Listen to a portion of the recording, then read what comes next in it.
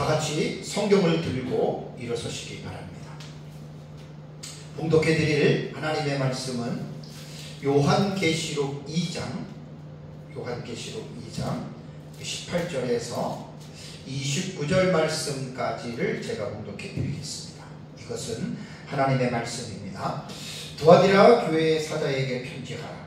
그 눈이 불꽃 같고 그 발이 빛난 주석과 같은 하나님의 아들이 이르시되, 내가 내 사업과 사랑과 믿음과 섬김과 인내를 아노니 내 나중 행위가 처음 것보다 많도다.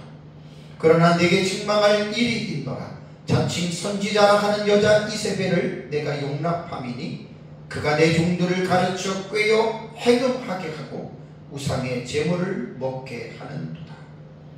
또 내가 그에게 회개할 기회를 주었으되 자기의 은행을 회개하고자 하지 아니하는도다. 볼지어다 내가 그를 침상에 던질 터이요 또 그와 더불어 가늠하는 자들도 만일 그의 행위를 회개하지 아니하면 큰 환난 가운데에 던지고, 또 내가 사망으로 그의 자녀를 죽이리니 모든 교회가 나는 사람의 뜻과 마음을 살피는 자인 줄 알지라. 내가 너희 각 사람의 행위대로 갚아주리라. 두아디라에 남아있어 이 교훈을 받지 아니하고 소위 사탄의 깊은 것을 알지 못하는 너희에게 말하노니 다른 짐으로 너희에게 지울 것은 없노라. 다만 너희에게 있는 것을 내가 올 때까지 굳게 잡으라. 이기는 자와 끝까지 내 일을 지키는 그에게 만국을 다스리는 권세를 주리니 그가 철장을 가지고 그들을 다스려 질그릇 깨뜨리는 것과 같이 하리라. 나도 내 아버지께 받은 것이 그러하리라. 내가 또 그에게 새벽별을 주리라. 귀 있는 자는 성령이 교회들에게 하시는 말씀을 들을지어다. 아멘. 네, 앉으시기 바랍니다. 요한계시록은 주 96년경 로마의 도미티안 황제가 통치할 때에 사도 요한이 하나님의 말씀과 예수를 증언하는 일로 말미암아 반모섬으로 유배되어 그것에서 요한계시록의 계시의 말씀을 기록하게 되었다라고 1장 9절에 말하고 있습니다. 그래서 요한계시록의 수신자는 1장 10절과 11절에 보면은 주의 날에 사도 요한이 감동을 받아서 그 뒤에 자기 뒤에서 나는 나팔 소리 같은 음성을 들으니 예수 그리스도께서 내가 보는 것을 두루마리에 써서 에베소, 서머나, 버가모, 두아디라, 사데, 빌라델비아, 라오디게야 등 7교회에 보내라라고 하는 요한계시록의 수신자를 분명하게 7교회로 말씀하고 있습니다. 요한계시록 2장과 3장에 기록된 7교회를 해석하는 3가지 방법을 말씀드렸습니다. 과거에 있었던 7교회에 국한된다라고 하는 해석법과, 그 다음에 또 하나는 세대주의자들이 말하는 7시대로 적용해서 해석하는 방식이 있다고 얘기를 했고, 다음에 이제 3번째 방식은 과거에 역사적으로 실존했던 교회이면서 그 다음에 이제 이 7교회의 모습이 지상의 전 모든 시대의 모든 교회의 모습을 보여주는 바로미터가 되는 해석이다라고 여러분 제가 말씀을 드렸습니다.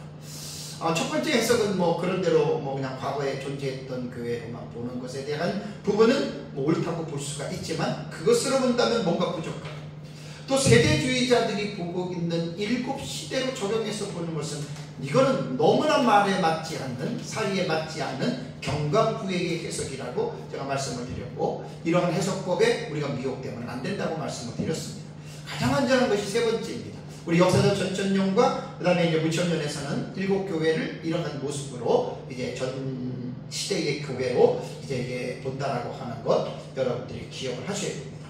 그래서 요한계시록은 이제 7교회는 특징이 있죠. 특징이 정해진 패턴이 있는데, 첫 번째는 수신자에게 말하고, 두 번째는 편지를 보내신 예수 그리스도가 어떠한 분인지에 대해서 묘사하고, 세 번째는 그 교회에 대한 칭찬을 합니다. 근데 라오디게아 교회의 경우는 칭찬이 없습니다. 사대교회도 첫 번째는 칭찬이 나오지 아니하고 이제 중간 부분에서 이제 약간의 칭찬이 나온 부분이 있고요. 그 다음에 나오는 것이 이제 책망에 대한 부분이 나오죠.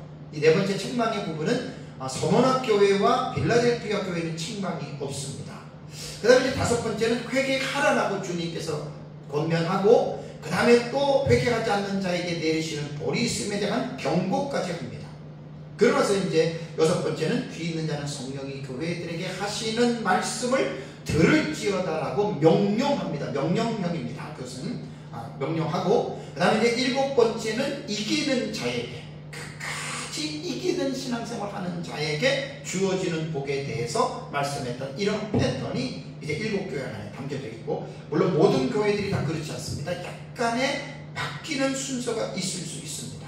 지난주에는 제가 오전 예배 시간에 서문학 교회에 대해서 말씀을 드리고, 오후 예배 시간에는 버가모 교회에 대해서 여러분들에게 말씀을 드렸습니다.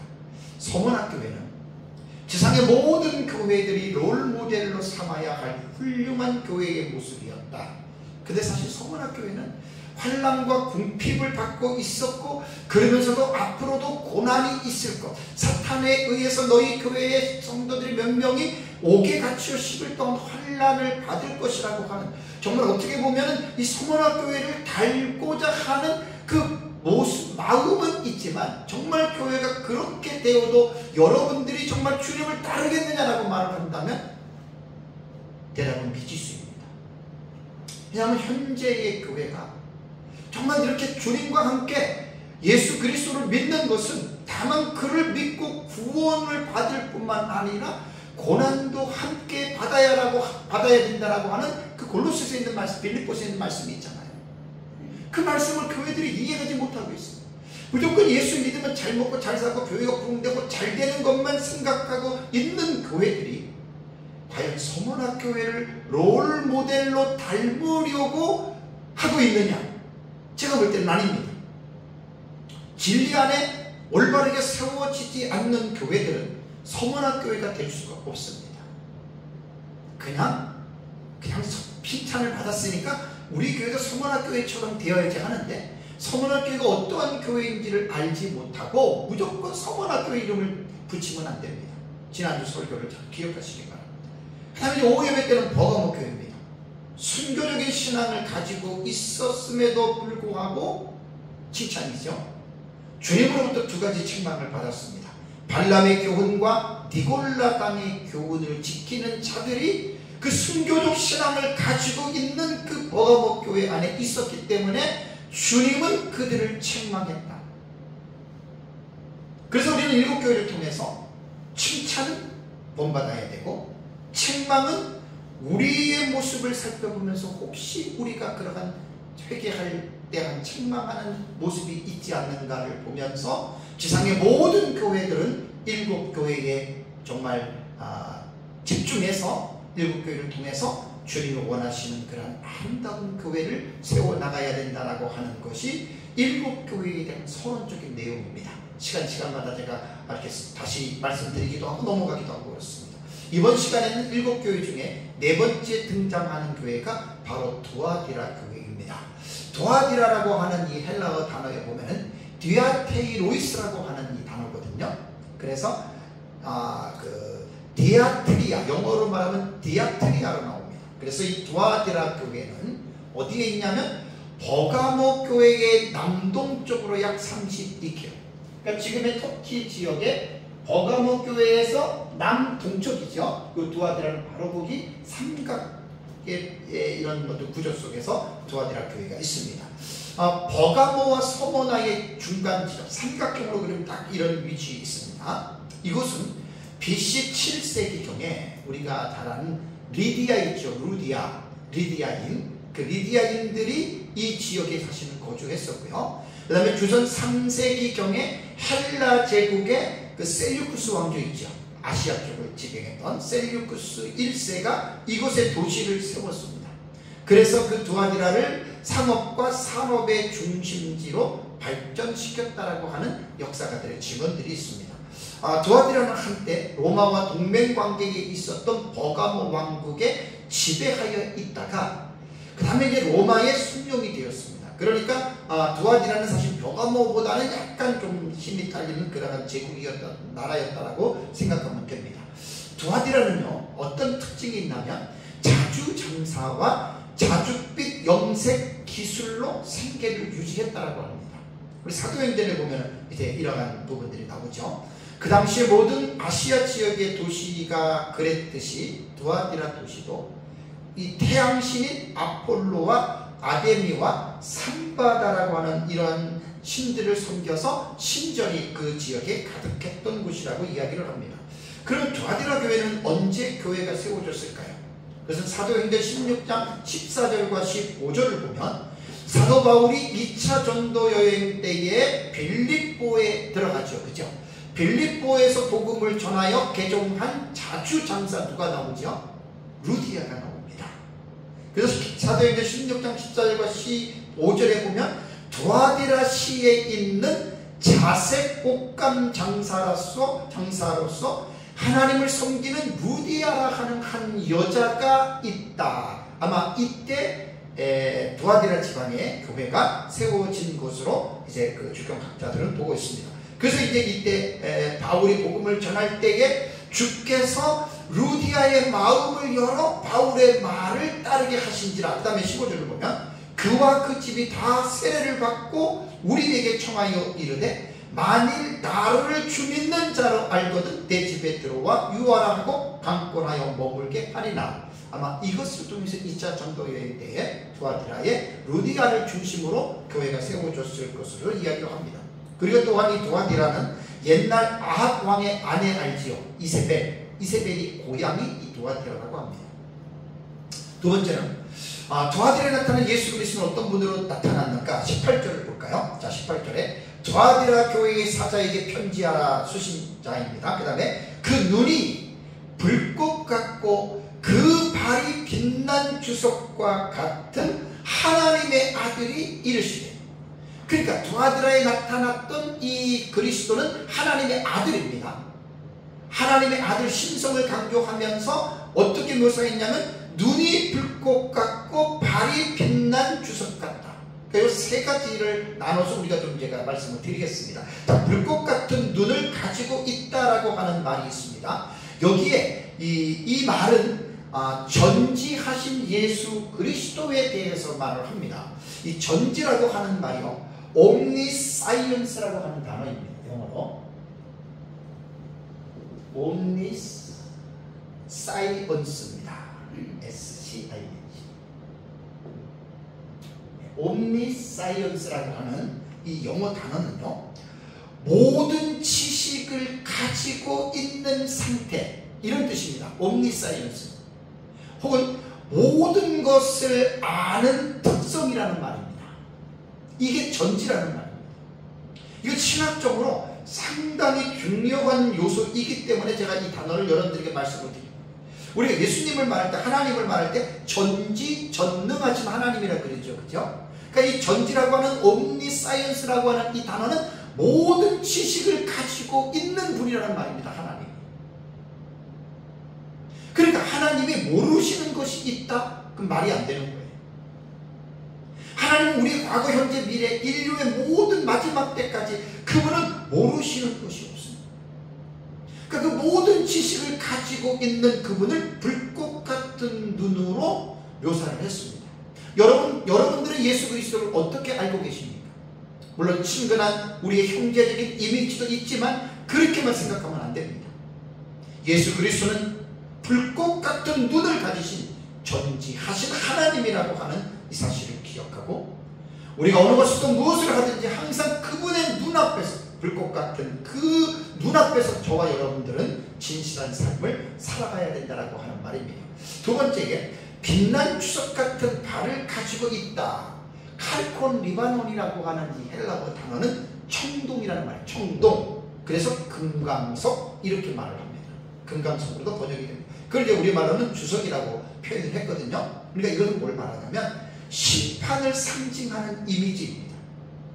이제 22절과 23절을 제가 주회할 때 말씀을 드리겠지만, 두아디라 교회가 회개하지 않으면 엄중한 심판을 하실 것이라고 예수 그리스도는 교회를 향하여 경고하셨습니다.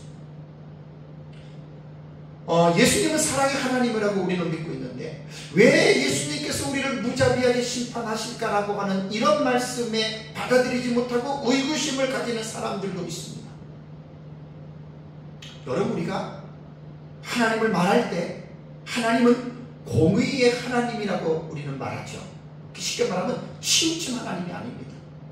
공의라고 하는 이 단어의 의미는 선악을 공평하게 제재하시는 하나님의 적극적인 품성입니다. 그러니까 선은 선, 악은 악을 공평하게 제재한다는 거예요. 예를 들어서 아들이 있습니다. 어떤 법을 세워놨습니다. 이 잘못하면 이러한 벌을 주겠다. 그 법을 세운 제정자가 그 죄를 진 자가 자기 아들이에요. 아, 얘는 내 아들이니까 내 아들은 봐줘. 그것은 공의가 아니라는 겁니다. 그 치우친 것이라는 말이에요. 하나님은 그렇게 치우친 분이 아니십니다. 그러니까 뭐냐면 선을 행한 자에게는 상을 주시고 악을 행한 자에게는 벌을 주시는 그분이 바로 공의의 하나님입니다. 구원받은 하나님의 자녀들이라도 우리가 고범죄 같은 고의적으로 하나님 앞에 범죄할 때에는 하나님께서는 회개하지 않으면 그 사람을 하나님께서 벌을 주신다라고 하는 이것도 믿으시라는 얘기예요. 무조건 사랑의 하나님, 용서의 하나님, 회개하면 용서해 주신다. 그것만 여러분들이 믿는다면 하나님을 치우친 하나님으로 잘못 알고 있습니다. 상선벌악의 하나님. 그래서 두아디라 교회가 회개하지 않으면 심판하시겠다고 하는 발이 빛난 주석과 같다라고 말을 했습니다. 그래서 이제 그분이 바로 하나님의 아들이라고 말을 했잖아요. 이것은 예수님의 신성을 강조하는 것입니다. 여러분, 예수님이 왜 이스라엘에 와서 유대인들에게 왜 죽을 줄 아십니까? 내가 하나님의 아들이라는 말을 했다가 유대 종교 지도자들이 네가 인간이 어찌 하나님의 아들이라고 말할 수가 있느냐? 너가 신성을 모독하는 말을 했다. 그래서 예수님을 죽인 거예요. 예수님은 마리아의 몸을 통해서 사람의 몸을 입고 육체를 입고 오신 분이시기는 하지만 빌립보서 2장 6절의 말씀대로 그는 근본 하나님의 본체이신 하나님이다. 예수를 하나님으로 믿어야 돼요. 예수 믿으면 복 주고 성공하게 하고 병 고쳐주고 자식 잘되게 하는 그런 요술방망이의 예수로만 믿는다면 그분은 예수가 누군지를 모르는 사람입니다. 다음에 이제 크게 세 번째는 두아디라 교회를 행하신 주님의 칭찬이 있습니다. 자, 19절을 볼까요? 2장 19절. 내가 예수님께서 말을 하십니다. 내 사업과 사랑과 믿음과 섬김과 인내를 아노니. 여기에 아노니라고 하는 동사 오이다라고 하는 이 동사는요, 제가 여러분들에게 말씀드릴 때 그냥 하는 게 아니에요. 분명하고 절대적인 지식을 통한 알을 말합니다. 옴니사이언스가 전지라 그랬잖아요. 예수 그리스도에서 아는 것은 피상적인 알미 아닙니다. 모든 것을 정확하게 아는 것입니다. 그러니까 이미 두아디라 교회에 대해서 주님은 다 알고 계십니다. 그러면서 그 아는 것을 뭐라고 얘기했냐면 내 나중 행위가 처음 것보다 많도다. 이 주님의 칭찬의 말씀을 보면 두아디라 교회가 얼마나 좋은 교회인지를 알 수가 있습니다. 두아디라 교회는 시간이 지날수록 그 교회는 처음보다 점점 더 나은 업그레이드가 되는 좋은 교회였습니다. 사실 모든 교회들이 이런 걸 본받아야 돼요. 처음에는 좋았는데 가면 갈수록 신앙이 떨어지고, 두아디라 교회는 그게 아닙니다. 어떻게 보면 좀 더 나무랄 것이 없는 점점 가면 갈수록 좋아졌던 교회. 그러면 칭찬을 어떻게 칭찬했냐면 여기 보면 사업과 사랑과 그 다음에 믿음과 섬김과 인내, 이것이 가면 갈수록 처음 행위보다 더 좋아졌다라고 하는 말입니다. 이 사업이라고 하는 이 헬라어 엘곤이라고 하는 말은 그냥 일 혹은 행위를 말을 합니다. 그렇다면 그들의 이 행위가 가면 갈수록 좋아졌는데 여기서는 이제 구체적으로는 물론 이 뒤에 말하는 사랑과 믿음과 이 인내나 섬김의 말을 했지만 그것보다도 더한 행위가 있을 수 있습니다. 그래서 이 본문은 사업이라고 말을 할 때에는 그 행위는 그 뒤에 열거된 사랑과 믿음과 섬김과 인내를 말하는 이러한 재반 덕목을 말한다라고 하는 말입니다. 자, 사랑이 처음보다 더 가면 갈수록 좋아졌다. 아가페는 우리가 잘 아는 이 명사입니다. 아가페. 그 사랑이 점점 더 나아졌다. 사랑은요, 헬라의 사랑은 네 가지라고 했잖아요. 아가페는 희생적인 사랑입니다. 필레오나 에로스나 스톨게와 같은 그러한 사랑과는 차원이 다른, 질이 다른 사랑이에요. 헌신입니다. 희생입니다. 그래서 사랑은 두 가지 방향으로 우리가 봐야 됩니다. 율법의 그 내용과 본질과 같습니다. 하나님을 향한 사랑과 사람을 향한 사랑. 그러니까 조아지라 교회 성도들은 하나님을 향한 사랑과 사람을 향한 사랑이 시간이 지날수록 처음 것보다 점점 좋아졌던 교회. 비교되는 교회 없습니까? 에베소 교회가 비교되죠. 에베소 교회는 진리에 대한 지식이 너무나 정확했던 교회였습니다. 악한 자들을 용납하지 아니했고, 그 다음에 자칭 사도라고 하는 자들을 잘못된 일을 드러냈던 하나님의 말씀 앞에서는 너무나 좋은 훌륭한 교회였지만, 에베소 교회는 첫사랑을 버렸던 교회였기 때문에 주님으로부터 책망을 받았던 교회입니다. 아무리 여러분 우리가 고린도전서 13장의 말씀을 통해서 우리가 생각해야 될 게, 아무리 우리가 산을 옮길 만한 믿음이 있고 예언을 하고 방언을 하고 천사와 같은 말을 할지라도 사랑이 없으면 아무것도 아니라고 하는 것 우리 마음에 담아야 돼요. 목사가 설교를 유창하게 하고 말씀을 잘 가르쳐도 실제적인 삶에서 사랑이 드러나지 않으면 여러분도 아무것도 아닙니다. 물론 말씀을 전하는 것 자체로는 성도들에게 직분상으로는 그 일을 할 수가 있겠지만, 목사 개인적으로 사랑이 없다면 그 목사는 그냥 직업적인 목사로서의 사역으로 끝나고 맙니다. 하나님의 칭찬이 없다라는 말입니다.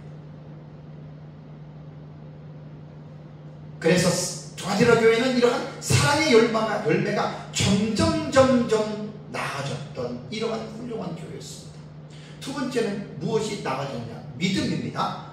이 명사, 이 피스티스라고 하는 이 단어는 신약 성경에 되게 많이 나와요. 한 230번 나온다고 그러더라고요. 그래서 신실성, 신뢰성, 엄숙한 약속, 서약, 증거, 보증, 신뢰, 충성 되게 많이 번역이 되는 겁니다. 그런데 여기서 말하는 믿음은 인간의 신념하고는 다릅니다. 하나님과 그리스도에 대한 믿음을 말을 하는데, 이 믿음은 인간의 신념이 아니라 하나님의 계시된 말씀에 대한 믿음을 말을 합니다. 그리고 야고보 사도의 말의 버전으로 가지고 온다면 이 믿음은 행함이 있는 믿음을 말하는 것이지, 행함과 분리된 그 믿음을 말하는 것이 아닙니다. 행함과 만약에 분리된 믿음을 가졌다면 예수께서 두아디라 교회를 칭찬하지 않으셨을 것입니다. 아니, 도리어 책망했겠죠. 그러니까 점점 시간이 지나가면서 두아디라 교회는 그들이 하나님의 말씀을 믿고 있는 이 믿음이 삶 속에서 행위로 풍성하게 드러났던 그러한 교회라고 하는 것을 우리는 알 수가 있습니다. 자, 네 번째, 섬김. 이 섬김이라고 하는 이 디아코니아라고 하는 이 단어는요, 우리가 잘 아는 단어죠. 봉사한다, 식사에 시중을 든다, 이럴 때 사용했던 단어입니다. 신약 성경에도 약 34번 정도 이 단어가 나오는데요, 보통 이 디아코니아는 식사에 시중을 드는 것으로 사용을 했습니다. 그래서 이제 이 단어가 사랑의 봉사에 수행하는 어떤 그 교회의 집사도 결국 이 단어에서부터 유래가 된 거거든요. 네. 그래서 디아코니아 혹은 디아코노스 이렇게 돼서 이제 그 주님 앞에 이렇게 주의 일을 감당하는 이러한 직분자들에 대해서도 이렇게 사용을 했습니다. 어쨌든 두아디라 교회는 시간이 지나면 지날수록 하나님을 향한, 사람을 향한 이들의 섬김, 이들의 봉사가 교만한 게 아니라, 서로 식사를 하면 앉아가지고 또 상 차려줄 것만을 바라보는 것이 아니라 서로가 상을 차려주는, 이게 디아코니아라고 하는 거예요. 교회에서 말입니다, 여러분. 손가락으로 남에게 지시하는 거 좋지 않습니다. 서로가 섬길 수 있는 자들이 되어야 됩니다. 예수 그리스도께서 제자들의 발을 씻기셨던 이 세족식은 정말 이 섬김입니다. 여러분, 이게 디아코니아입니다.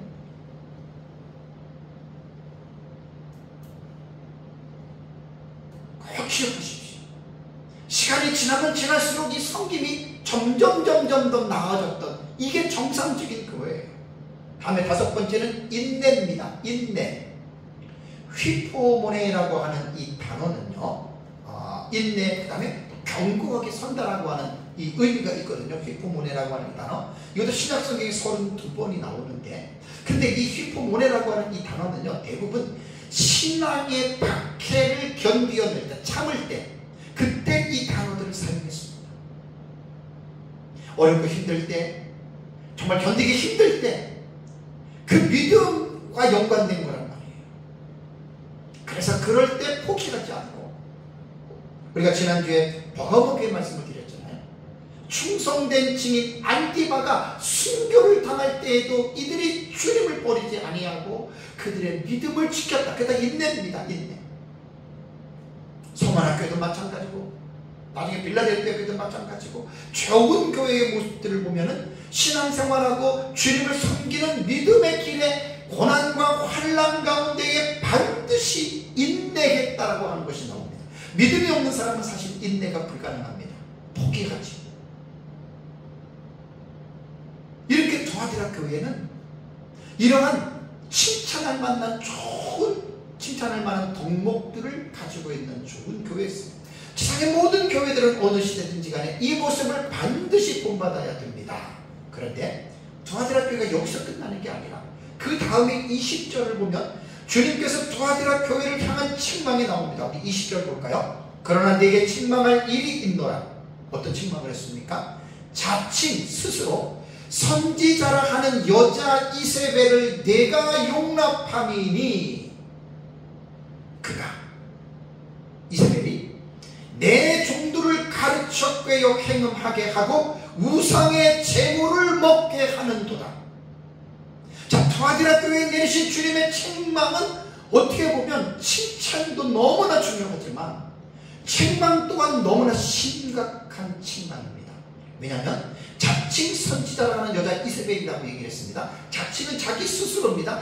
다른 사람에 의해서 선지자가 된 게, 하나님에 의해서 선지자가 된 게 아니고 교회의 공동체가 그 여자를 선지자로 공인한 것도 아닌 자기 혼자 자기 스스로 나는 선지자다라고 하는 이러한 사람이었어요. 그 사람이 누구냐? 여자입니다. 우먼입니다. 그리고 이 사람의 이름은 이세벨입니다. 이게 이세벨은 구약 성경에 이세벨을 가진 여자의 이름이 나와요. 북이스라엘의 7대 왕인 아합의 부인이 이세벨이었죠. 구약 성경의 두로왕 에발의 딸이 이세벨이었습니다.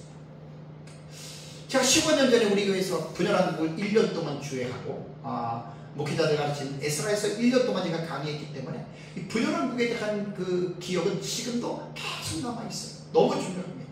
자, 이세벨이 그 남유다의 여호사밧의 아들이죠. 여호람에게 그 시집 올 때 그냥 몸만 온 게 아니에요. 제가 그래서 이세벨이 시집 올 때 그 영혼 속에 뭘 담아왔다 그랬어요? 바알과 아세라의 우상을 담아온 거예요. 사람은 겉만 보면 안 돼요. 영혼을 봐야 되고 중심을 봐야 돼요. 겉모습만 보면 절대 안 됩니다. 외모는 아름답게 생겼겠죠. 근데 그 이세벨의 여자의 영혼 속에는 우상이 가득했습니다.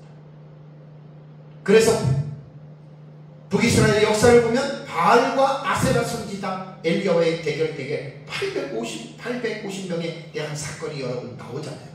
그러니까 이 아방의 아내 이세벨은 그 실질적으로 북이스라엘로 시집 와가지고 어떻게 했습니까? 이스라엘의 하나님의 종들을 얼마나 많이 죽인지 모릅니다. 자, 사도 요한 당시에 도하디라 교회 안에 자칭 선지자라는 여자 이세벨, 이 여자의 실명이 이세벨인지 아니면 다른 이름이지만 마치 구약의 모티브인 이세벨과 같은 이러한 여자였는지는 몰라도 어쨌든 이세벨이라고 했기 때문에 구약 성경의 모티브인 이세벨을 여러분들에게 말씀을 드렸습니다. 근데 이 여자가 행한 일을 보면 주님의 종들을 가르쳐 꾀어서 행음하게 했다. 적은 죄악이 아니에요. 큰 여러분 엄청난 죄악입니다. 그렇게 좋았던 도하디라 교회, 그 성도들이 가만 갈수록 그 믿음에 좋았고 삶의 케미니로 열심으로 그렇게 나타났던 그 교회들이 이 여자 한 여자 때문에 얼마나 많은 사역자입니다. 영적으로 타락하게 됐다는 말입니다.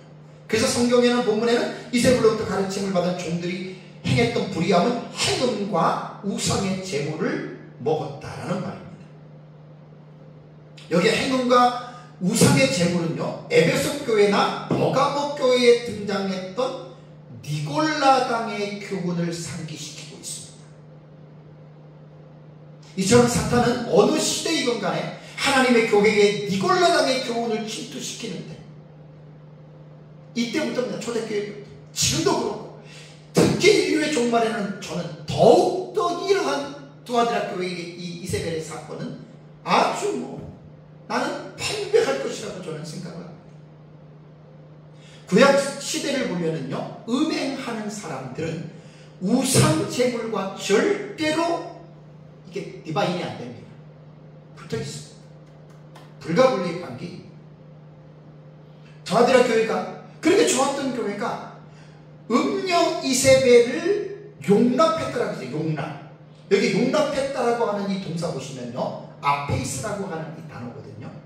이 아페이스라고 하는 이 단어는 이제 직설법 현재 이제 능동태입니다. 태만 보시면 됩니다. 능동태. 그러니까 그냥 이 아페이스라고 하는 이 단어는 뭐 내보내다라는 말도 있고 그냥 버려주다, 뭐 용서하다라고 하는 의미도 있는데, 그건 이제 문맥에 따라서 이제 그 단어에 대한 내용을 이제 사용을 합니다. 어쨌든 그냥 버려뒀어요. 그냥 받아들인 거예요. 아유, 누가 왔어? 아, 그래, 그냥 좋은 게 좋은 거라고 이렇게 했다라는 말입니다.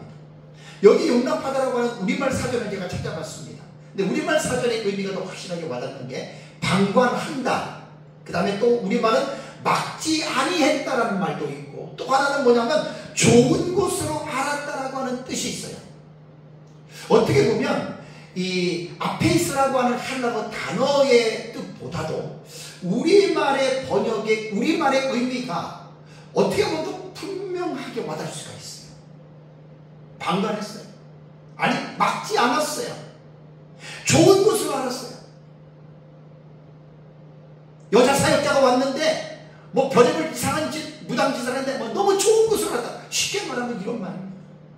근데 때가 뭐라 그랬죠? 능동태예요. 능동태는 자기 스스로 자원하는 마음으로 그것을 받아들이는 거예요. 억지로 누가 강압적으로 위에서 누가 그 사람 목사 받아들여. 교회 보면 정치적으로 그럴 수 있거든요. 정치적으로 이렇게 막 목사를 심는다는 말이 있어요. 그런 게 아니에요. 교인들 스스로가 이 사람 좋아, 이 사역자 좋아, 이렇게 받아들였다는 말입니다. 중요한 건 뭐냐면 두아드라 교회 성도들이 이세벨을 용납한 결과 이 한 여자에게서 나온 악한 사상이 그 교회를 전염시켰다는 말입니다. 그래서 그 좋았던 교회에 그와 더불어 간음한다. 이게 영적인 간음이에요. 그래서 그 일에 동참하는 자들이 자녀까지 낳았다. 육신의 자녀를 낳았다는 게 아니에요. 이세벨의 교훈을 듣고 추종자가 되는 사람들이, 제자들이 많이 생겼다. 너무 심각한 내용입니다. 오늘날 두아드라 같은 교회들은 어떤 교회일까요? 저는 목회를 하나님 은혜로 34년째 하고 있는 사람입니다. 그리고 성경을 계속 연구하고 있는 사람입니다. 제가 보기에는 1차적으로는 불건전한 신비주의와 불건전한 은사주의에 빠져있는 사역자들, 남자나 여자나 동일합니다. 그리고 그러한 교회라고 봅니다. 제가 설교를 준비하면서 참 예민하지만 두아드라 교회를 타락시킨 이세벨이라는 인물을 보면서 한국 교회 안에 여자 목사에 대한 부분에 대해서 말하지 않을 수 없습니다. 상당히 제가 고민을 했지만 제 설교가 공식적으로 유튜브에 남기 때문에 분명하게 제 자신의 소신을 밝혀야 되겠다라고 해서 제가 지금 말씀을 드립니다. 여자 목사가 성경적으로 가하냐 가하지 않느냐에 대해서는 교단마다 신학적인 입장이 다릅니다. 이건 달라요. 한국의 고신과 합신과 합동은 현재까지 여자 목사를 인정하고 있지 않습니다. 여자 목사 지금 안수 반대합니다. 공부는 하겠고. 그리고 또 하나 안타까운 게 뭐냐면 여자 목회자들 중에서 합동 측이라고 하는 여자 목사들이 되게 많습니다, 주변에. 그런데 합동이라고 할 때에는 사당동의 본주류, 옛날에 사당동에 있는 총신이 있습니다. 그것을 합동이라고 말을 합니다. 합동 교단이 갈라진 게 뭐 수십 개, 수백 개라고 할 정도로 너무나 혼란스럽습니다. 한국 교회사에 들어가면 이건 정말 기가 막힌 가슴 아픈 일입니다, 지금. 그래서 그래서 말로는 합동하는 것만 해도 뭐 제가 알기로는 한 3, 40개 교단 되는 걸로 알고 있어요. 비극 중에 비극입니다. 그래서 나는 합동 쪽에서 안수를 받았다. 여자 목사님들이 합동의 본류인 사당동의 총회신학교 쪽은 양지의 총신이 신대원이 옮겼잖아요. 여자 안수 안 합니다. 물론 계속해서 총회 때마다 안건이 올라옵니다. 우리 고신도 좀 그렇게 생각하는 분들이 있습니다. 근데 언제 어떻게 될지 저는 몰라요. 제 설교할 때 내가 너무나 조심스러운 게 뭐냐, 그렇다면 나는 고신 측이니까 여자 목사는 잘못된 것이냐, 이렇게 오해를 받을 수 있을 것 같아서, 또 그리고 어떤 남자로서 남정역의 사상을 가지고 여자를 어떤 차별하는, 전혀 저는 그런 마음 없습니다. 근데 이 부분은 꼭 제가 언급하고 싶기 때문에 이번 설교를 통해서 제가 지금 언급을 합니다. 사실 왜 내가 여성이라고 하는 말은 비하하기 위해서 말한 게 아닙니다. 여러분, 구약시대라던가 고대사회 때는 대부분 보면 남성 위주의 사회였잖아요. 그죠? 그래서 이 초대교회 때만 하더라도 여자의 지도자는 거의 아예 없었어요. 여자들이 이제 부분적으로 협력하거나 그런 돕는 자로서는 사역을 했어도 어느 교회의 사자가, 지도자가 여자다라는 것은 이 초대교회 당시에도 없었거든요. 근데 제가 설교를 이번에 준비해서 곰곰이 생각해 보니까 왜 여성이라고 하는 여자를 강조를 했을까? 그러니까 여러분, 일곱 교회는 그 당시 교회만 말하는 게 아니라 전 세계적으로 모든 교회를 지칭한다 그랬죠. 그죠? 지금 전 세계적인 교회의 상황으로 볼 때 여자 목회자들 엄청 많습니다. 아마 그래서 저는 아마 이렇게 하지 않았나라는 생각을 하고요. 저는 차별하는 차원에서 말을 하는 것이 아닙니다. 그런데 한 가지 제가 꼭 짚고 넘어가야 될 것은 뭐냐면, 한국교회 간의 여자 목사에 대한 문제는 너무나 심각합니다. 이거는 꼭 누군가는 계속해서 외쳐야 됩니다. 자, 제가 대한예수가 성서연구원의 사역을 하나님의 은혜로 설립하고 15년째 지금 목회자들을 뭐 많진 않아도 가르치고 있는데, 저에게 여자 목사님들이 와서 배운 분들이 많진 않아도 좀 있습니다. 그리고 지금도 그냥 몇몇 그냥 이렇게 와서 강의 듣는 분 뭐 있고, 그냥 유튜브로 듣고 있는 분이 있는데, 제 말이 아닙니다. 그 성경을 좀 깊이 있게 연구하려고 하는 그 여자 목사님들의 얘기를 들어보면 자기들이 얘기를 합니다. 여자 목사들의 문제가 너무나 한국교회가 심각하다. 제 말이 아닙니다. 여자 목회자라고 해서 전부 다 잘못된 것은 아니에요.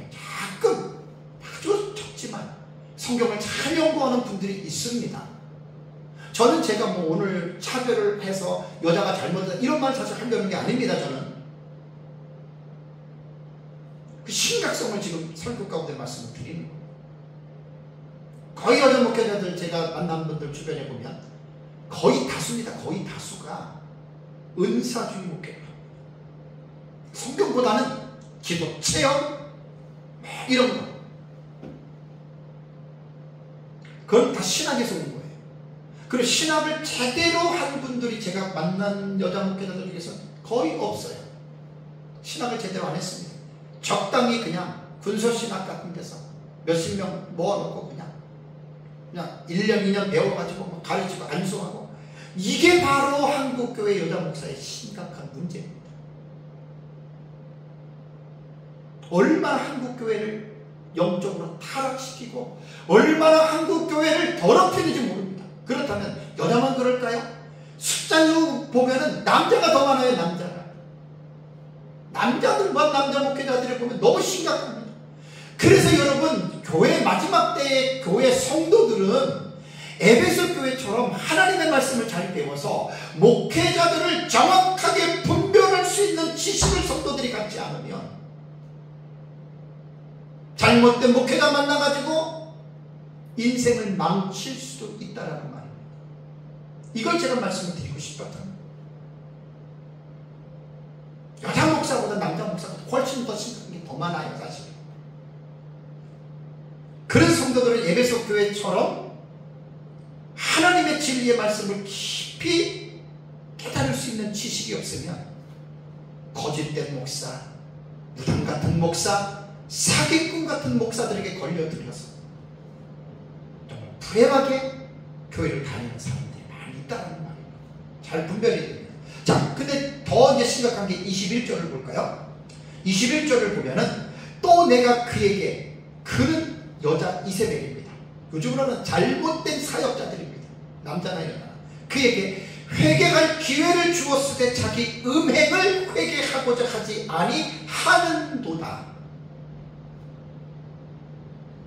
매우 심각한 일입니다. 왜? 분명히 주님이 너 잘못해서 회개하라고 말을 했습니다. 근데 회개 안 합니다. 그렇게 점점 더 심각하게 되는 거예요. 교회에 아무리 사람이 많이 모이고 치유와 기적과 능력이 나타난다 해도 하나님의 말씀이 기준이 되지 아니하면 그것이 위험한 교회가 되는 거예요.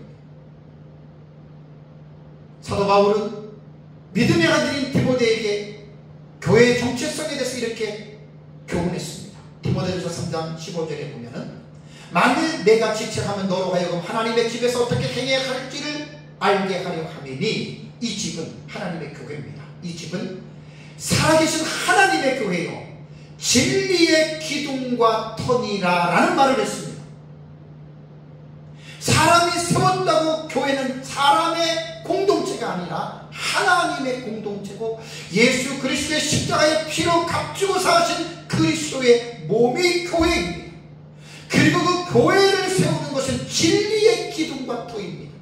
하나님의 말씀이 그 교회의 베이스가 돼서 하나님의 말씀 안에서 세워진 교회가 진정한 교회지, 하나님의 말씀을 떠나서 온갖 작동사니 같은 신비한 그런 마귀와 사탄의 귀신에게 물려받은 그런 불완전한 사상들을 가지고 이루어지는 교회들은 전부 다 여러분, 그런 교회들은 잘못된 교회입니다. 교회는 하나님의 말씀에 집중하는 게 교회예요. 목사를 하나님이 왜 세웠냐면 하나님의 말씀을 잘 연구해서 가르치라고 목사를 세운 거예요. 말씀을 제대로 가르치지 않냐고 사람만 불러 모아가지고 마치 세상의 기업처럼. 오해하지 마십시오. 부정적인 측면이지만 돈 모으고 땅 사고 크게 짓고 그런 이단과 사이비의 교회들이 한국에 얼마나 많습니까? 얼마 전에 세상을 떠난 만민중앙교회 고 이재로 목사 같은 경우 보십시오. 신도수가 12만 명이었다고 합니다. 저는 MBC PD수첩 유튜브를 보시면 다 나옵니다. 하나를 보면 알고리즘에 의해서 전부 뜹니다. 제가 몇 개를 봤습니다. 물론 그 전부터 제가 알았지만 베레아 교회도 김기동 목사 같은 경우도 작년에 죽었잖아요. 그런 교회들 여러분 보십시오. 진리의 기둥과 터를 진리가 세운 게 아닙니다. 개인의 체험, 경험, 온갖 사람들의 그 미혹을 할 수밖에 없는 병고침, 귀신 쫓은, 부자 되는 거, 이러한 것들로 성도들을 미혹시켜가지고 혼란에 빠뜨리는, 이거는 진정한 교회가 아닙니다. 입신했다, 천국 갔다 왔다, 지옥 갔다 왔다, 예언하고 꿈과 환상, 하나님의 음성을 들었다. 이거 여러분 정말로 위험한 신앙입니다. 그러니까 신비주의 계열의 교회들은 이거 다 창조하고 있습니다. 개혁 신학은 이러한 것들을 우리는 개인적으로는, 주관적으로는 뭐 그런 신앙들은 우리가 부정하지는 않지만 공식적으로는 이거 우리는 인정하지 않습니다. 개혁교회. 꼭 여러분들이 기억하시기 바랍니다. 한국교회 안에 각종 치유와 은사 집회들을 이벤트처럼 진행하는 교회들이 있습니다. 이거 위험한 교회입니다. 말씀이 아니라 인간의 요구에 니들을 충족시켜주는 이런 교회들이 꽤 있습니다. 이런 교회들이 부흥해요. 우리나라와 전세계 네트워킹을 해가지고 어느 주제 뭐 기도회 같은 그런 하는 데 있잖아요. 여러분 위험합니다. 교회는 이벤트화가 되고 지키면 안 돼요. 하나님의 말씀에 깊이 뿌리를 내리고, 그래서 성도들이 하나님의 말씀을 알지 못하면 미혹에 빠집니다. 이단에 빠지면, 신천지에 왜 한국에 30만 명 넘는 사람들이 빠지는 줄 아십니까? 말씀을 제대로 못 배운 거예요. 아이러니한 게 이단과 사이비들은 온갖 심리적인 체험을 말하지만 나는 신천지에서 방언, 예언, 은사, 환상 이런 것 들어본 적이 한 번도 없습니다. 너무너무 신기하지 않습니까? 그리고 신천지는 뭘 강조하냐면 우리는 진리의 성품이다. 오직 말씀이다. 그러니까 신비주의자들이 말하는 회개망측한 얘기를 안 한다는 말입니다. 이게 나는 아주 아이러니하게 생각합니다. 그러나 기존교회들 보면은 이 신비주의와 신세계 질서에 빠지거나 그 은사주의에 빠진 교회들 보십시오. 기가 막힙니다. 회개하라고 했는데 회개 안 해요. 자, 이제 주님은 이제 더 나가서 경고하십니다. 자, 경고하시는데 22절을 볼까요? 볼지어다 내가 그를 침상에 던질 터이요 또 그와 더불어 가늠하는 자들도 만일 그의 행위를 회개치 아니하면 큰 환난 가운데서 던지고 그랬죠. 그라고 하는 이 3인칭 단수는요 자칭 선지자라는 여자 이세벨입니다. 사실 제가 이 목회를 34년 하면서 수많은 신비주의자들 이단과 사이비들을 봐왔는데요 안 되는 사람은 안 됩니다. 결국 하나님이 그 사역도 심판합니다. 비참하게 심판하십니다. 회개하라고도 했는데 회개하면 비참하게 하나님 심판하십니다. 목숨까지 데리고 갑니다. 당연하지요. 공의의 하나님이시기 때문에 그렇게 합니다. 이미 사탄의 종이 된 자는 회개하여 돌이키기가 힘듭니다. 침상에 던진다. 이 침상은 죽음의 침상을 말합니다.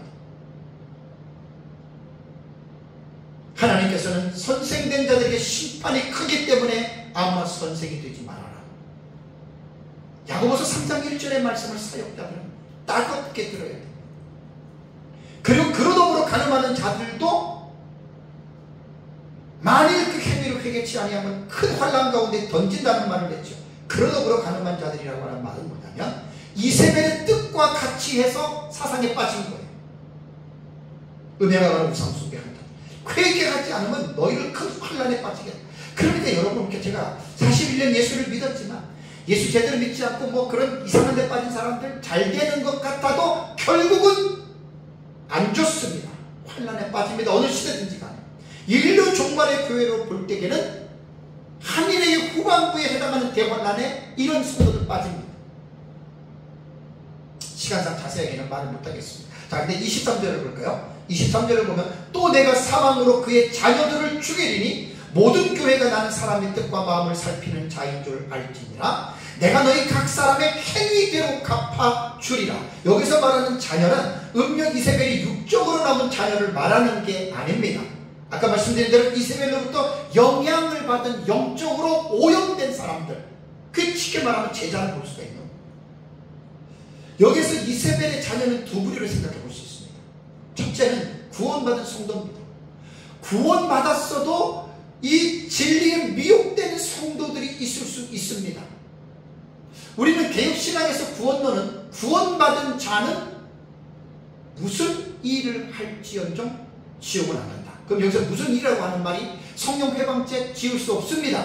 구원받은 자는 안 됩니다. 우리 개혁신학의 구원론은 구원 선택된 자는 하나님의 선택을 취소하지 않는다. 그러나 알메니아나 행위 구원론자들은 구원받은 자들도 지옥 갈 수 있다. 또 이렇게 해석을 하니까 그건 신학적인 문제이기 때문에 우리 개혁신학에서는 하나님의 생명책에 기록된 자는 절대로 지옥 가지 않는다.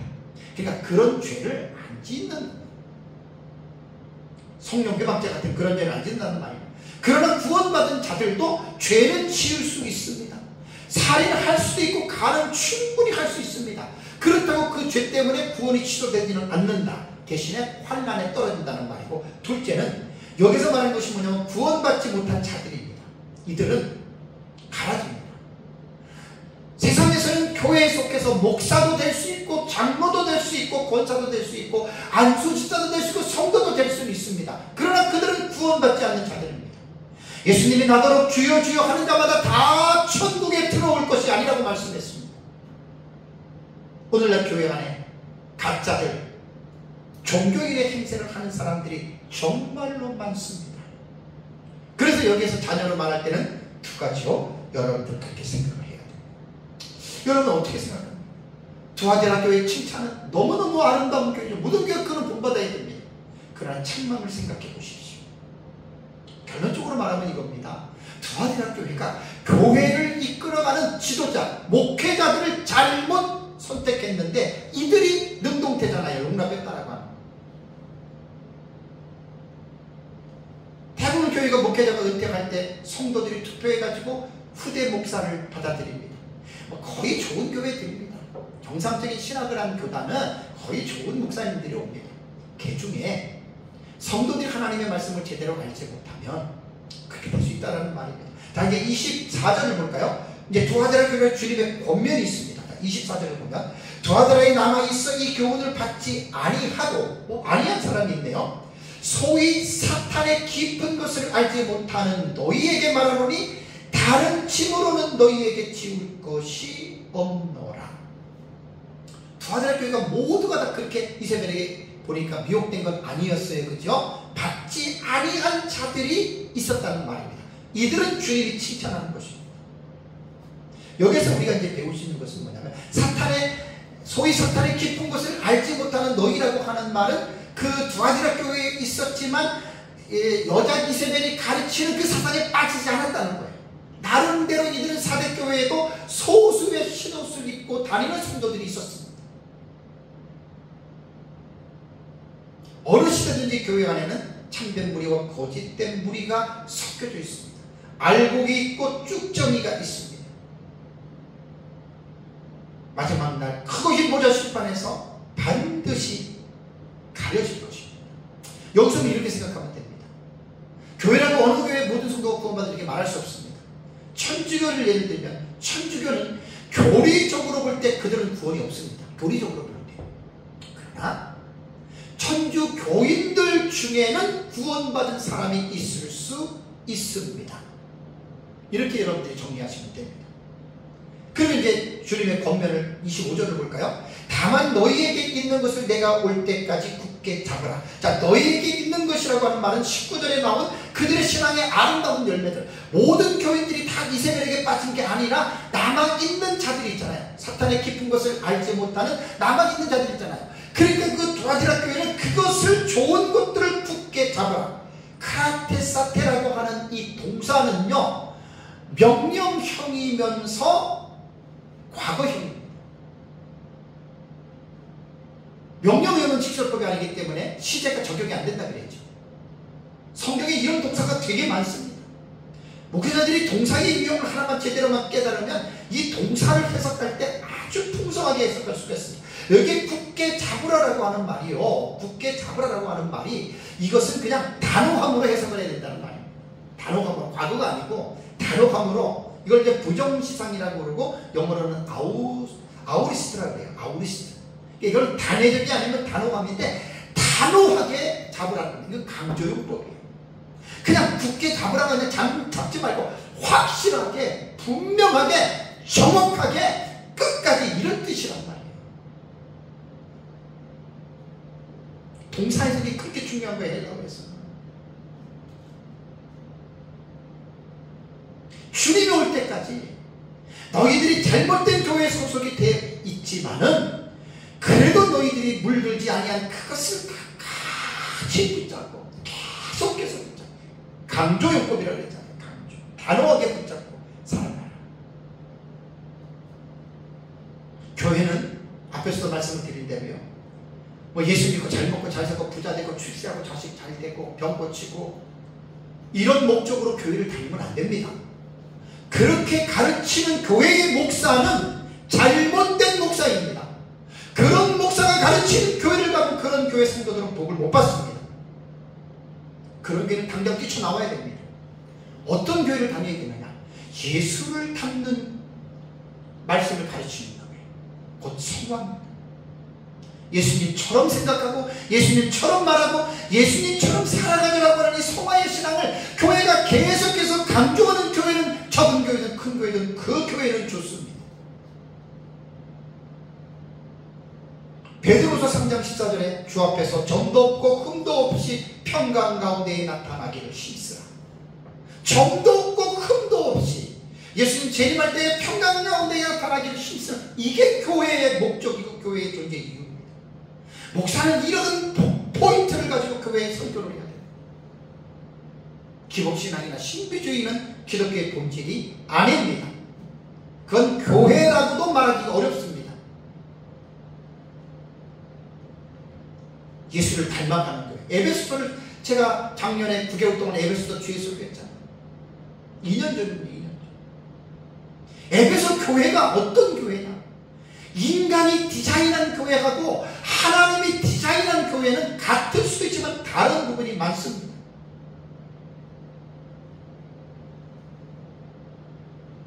사도 바울이 내가 사람을 기쁘게 하려 하나님을 기쁘게 하려, 내가 사람을 기쁘게 하였다면 나는 그리스도의 종이 아니라고 갈라디아서 1장 10절인가요? 분명히 말했죠. 강도사 모시 볼 때 설교 부분이 그거였어요. 하나님을 기쁘시게 하는 겁니다. 설교자는 그 말씀을 제대로 가르치면 됩니다. 강력하게 가르쳐야 됩니다. 성도들에게 구걸하는 식으로 설교를 하면 안 됩니다. 설교는 프리칭, 선포입니다. 선포. 캐리고갑니다. 캐리고. 설교는 성도들을 이해시키려고 하는 게 아니라 믿으라고 하나님의 말씀을 선포하는 것이기 때문에 강력함이 있어야 됩니다. 설교.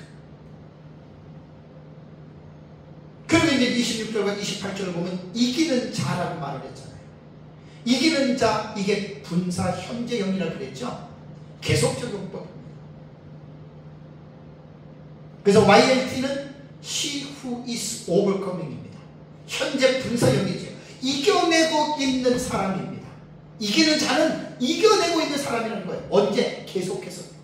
물론 인간은 완전하게 이길 수는 없지만 이런 의도를 가지고 신앙생활을 하라는 말입니다. 넘어지면 벌떡 일어서 회개하고 다시 예수 그리스도 십자가의 보혈의 피로 바르게 서고 계속해서 이겨내는 사람. He who is overcoming입니다. 계속해서 이겨내는 사람. 니콘이라고 하는 이 단어는요, 호니콘이라고 하는 이 단어는 군사적인 용어로 사탄과의 싸움에서 이기라고 하는 말이죠. 그러니까 좌지락교회 성도들은 자신의 교회에게 주어진 이 말씀대로 이겨내고, 지상의 모든 교회들이 드라교회의 말씀처럼 우리도 이겨내고 예수님 재림 때까지, 이런 말입니다. 자, 이기는 자가 받을 복 26절과 29절을 보겠습니다. 이기는 자와 끝까지 내 일을 지키는 그에게는 뭘 주십니까? 만국을 다스리는 권세를 주리니 그가 철장을 가지고 그들을 다스려 질그릇 깨뜨리는 것과 같이 하리니 나도 내 아버지께 받은 것이 그러하리라. 내가 또 그에게 새벽별을 주리라. 귀 있는 자는 성령이 교회들에게 하시는 말씀을 들을지어다. 자, 마지막 후반부의 내용은 시간이 거의 1시간 다 갔습니다. 간단하게 말씀을 드리겠습니다. 여기 이기는 자 앞에 내 일을 지키는 자라는 말이 있죠. 하나님의 말씀은 듣는 것에서, 말하는 것에서 끝나면 복 있는 사람이 아닙니다. 이 말씀은 들었으면 지켜야 복이 있다. 이게 계시록 1장 3절에 나옵니다. 말씀을 지키는 자가 복이 있습니다. 그럼 어떤 복을 약속했습니까? 만국을 다스리는 권세를 준다. 자, 만국을 다스린다, 엄청난 복이잖아요. 근데 이 만국을 다스리는 권세가 뭐냐? 그 뒤에 부연이 되어 있어요. 부연. 세부 묘사가 되어 있잖아요. 27절 볼까요? 그가 철장을 가지고 그들을 다스려 질그릇 깨뜨리는 것과 같이 가리니 나도 내 아버지께 받은 것이 그러하니라. 자, 철장이라고 하는 말은 뭐냐면 랍도스 시레 오레스라고 하는 이 단어는요, 쇠막대기입니다. 쇠막대기. 자, 나무 막대기를 가지고 싸우는 가운데서 누가 쇠막대기를 갖고 나타났다 생각해 보십시오. 싸움을 보나마나 쇠막대기가 이기잖아요. 자, 이 말은 뭐냐면 어느 시대든지 간에 하나님 앞에서 이기는 사람, 말씀을 순종하는 사람들은 어떠한 세력이라도 예수 그리스도의 은혜로 성령의 능력으로 사단의 권세를 이겨낼 수 있다. 이걸 철장 권세로 보면 되고, 마지막 때의 인류 종말의 철장 권세는 특별합니다. 아무나 갖는 게 아닙니다. 시간상 제가 그냥 넘어가겠습니다. 이들은 투중인들에게 주어지는 권세입니다. 실제적으로 투중인들의 사역은 계시록 11장 5절과 6절을 여러분들이 보시고, 또 19장 15절에 재림하실 때에 내려오시는 그 투중인들을 통해서 나타난 철장 권세. 그러니까 이 철장 권세는 이단과 사이비들이 얼마나 즐기고 재미있게 아주 유익하게 사용하는지 몰라요. 그 이단들이니까 그렇게 하는 거예요.